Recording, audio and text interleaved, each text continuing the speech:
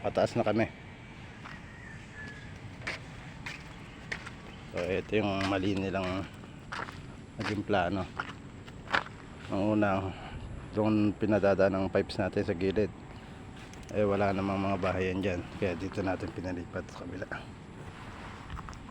Kaya ayan, doble gastos, binasag yung kalsada nila.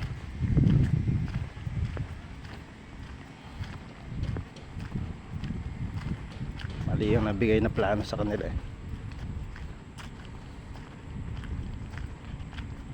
Ay, mali pala yung binigay na plano sa atin. So nung nalaman natin na tama yung inspector na dumating dito na hindi daw yung drawing niya, binago natin lahat ngayon. Kaya dito tayo nadaan, binabasag na natin.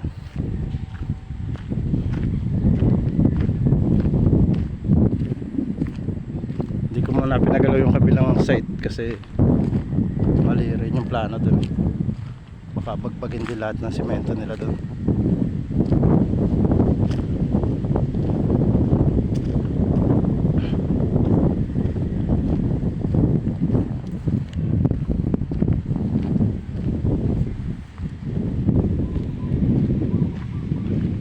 Babasagin pa nila hanggang dito, hanggang doon sa dulo.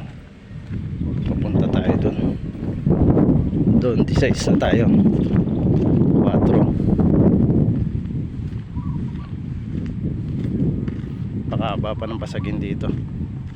Aabutan to ng mga tao pagka nakalipat na sila bukas.